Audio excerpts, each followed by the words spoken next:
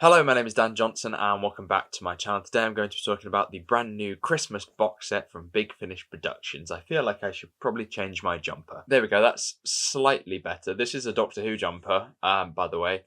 It's just slightly more uncomfortable than the one I was wearing before. This box set is entitled It's a Wonderful War and Other Stories. It's another box set where we have 4 episodes that are completely unrelated and focus on a character or characters from the universe, ranging from all sorts. We have Missy, we have the Sixth Doctor, we have the Eighth Doctor, we have Jago and Lightfoot in this box set, and Sarah Jane and Harry Sullivan. The first episode, written by Noga Flation, is a Missy story in which she is put up against her worst nightmare, a really happy, Christmassy town. It's a cheesy Christmas planet with ulterior motives. They mention a lot in the behind the scenes how this is like a Hallmark film. If you've seen any of them, they are basically like the most formulaic, cheesy, camp Christmas films they can knock out on a cheap budget, and it's become an entire brand. Somebody who works too much ends up getting the Christmas spirit by the end of the story and ends up falling in love.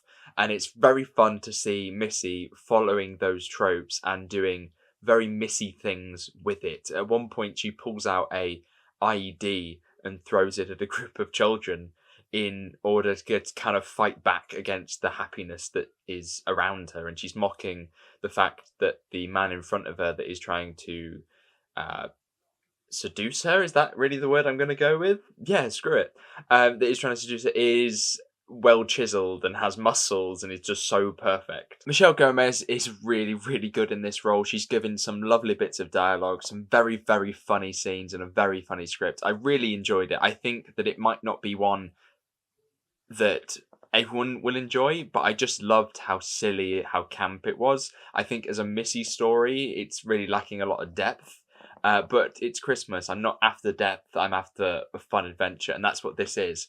It's one of those things where by the end of it, it kind of recontextualizes the Hallmark films in something a bit darker, where it starts off really nice and there's actually that ulterior motive at play, and I really enjoyed that aspect. In episode 2, the friend of Jago and Lightfoot, called Ellie, played by Lisa Bauman, is joined by the Sixth Doctor on a trail of ancient vampires. Old friends return and the Green Knight is released from its prison. First thing I'd like to say is that I feel like I'm missing a lot of context here. I don't listen to the Jago and Lightfoot range. I think actually that the range was not being produced when I started listening to Big Finish properly, let alone started reviewing them. So you have Jago and Lightfoot's lore, I suppose, being woven into the story, and you have all of these other characters. I know it's not a spoiler because it's on the cover, but Louise Jameson, playing Leela, is in this story. She's an interesting character because she's taking place during her Gallifrey time, which I'm not very familiar with. So there's lots of references and things that I just simply don't get. I don't think that context is that important. There's still a lot of fun stuff going on. There's lovely scenes with Leela and this returning villain that I shall keep quiet about, that I really enjoyed. Her and the Doctor's dynamic is good, and having everything be framed around the adventures of Jago and Lightfoot and be almost like a tribute to them, I really enjoyed that structure. So I thought this story was really jam-packed. I wonder what it would be like for somebody that had followed a lot of Jago and Lightfoot's adventures. Particularly, I think, series 4 or 5. I think this is the one that this episode heavily references. This adventure must have been absolutely crazy for them if I thought it was good with no context. Episode 3 has Sarah Jane and Harry on a train to Aunt Lavinia's house, and what they don't expect in their trip is to be involved in an alien attack. I do really like how this story nails the real life aspect to Doctor Who. We've had 2 stories that are very much larger than life, and this one is a bit more grounded, which I've really enjoyed. I also think that the writer, Mark Wright, really understands the time period and these characters and does a great job with them. I mean, Harry Sullivan is an imbecile. What can I say? They even expand upon Sarah and her auntie's relationship, which I thought was nice. And the alien incursion itself, I thought, was rather sweet. I don't think this is a thing that I will give like 10 out of 10 or anything like that. I don't think it blew me away, but I did enjoy it as a little locked off adventure. I know that they did a box set earlier in the year with adventures like these, and they're just like comfort food. in terms of audio. Our final story is called It's a Wonderful War, and of course it takes place during the Time War, during the 8th Doctor's run of the Time War. We have Galen Smith, who is having bad dreams of the Daleks exterminating his people, and the Doctor is there as a guardian angel to save them. There is also a Dalek that has had a bit of a festive upgrade. This is a very timey-wimey story, of course it is. We're kind of used to this sort of stuff with the Time War. The Daleks have destroyed but haven't destroyed at the same time, and people are used as pawns, and I love that sort of aspect, that whatever the Doctor is doing, tomorrow could be the end of their lives once again. You know, he's not saving people like he did before. And even though that may seem like it's sort of inconsequential, I think that it's really important for the Doctor to try hard and save as many people as he can, even when he's sort of late into his life. The representation of the Daleks within this story is something that does keep sort of cropping up.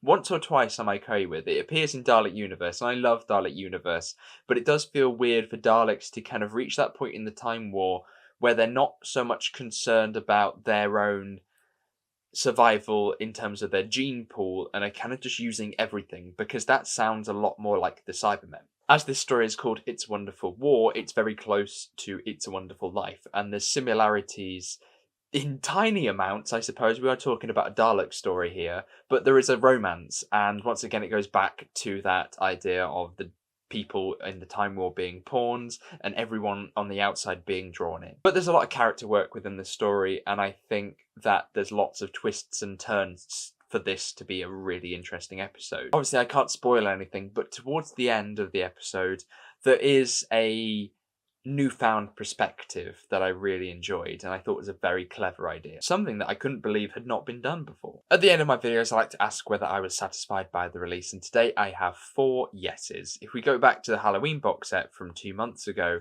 my opinion was that I really liked the first 2, but didn't like the second 2 very much. As more time has passed, I've kind of grown more confident in that opinion. I did think that the second and 4th story of this box set weren't very Christmassy. You could take out those Christmas elements and there wouldn't be a lot of change necessary to make it a regular episode in their respectable ranges. But that is definitely a nitpick. This is still a very varied festive treat. My next video though shall be on the 9th Doctor adventures and Dare You, something that's not very Christmassy at all. And then we have Empty Vessels, which is an 8th Doctor story, and I haven't entirely decided if I'm going to do this yet, talk about the latest War Doctor box set, which is entitled Cybergene, just because I'm a massive fan of the Cybermen, and there are so many Cybermen on that cover. It looks amazing, so of course I had to buy it, but I don't know if I'm going to do a review of it yet, so let me know down in the comments below.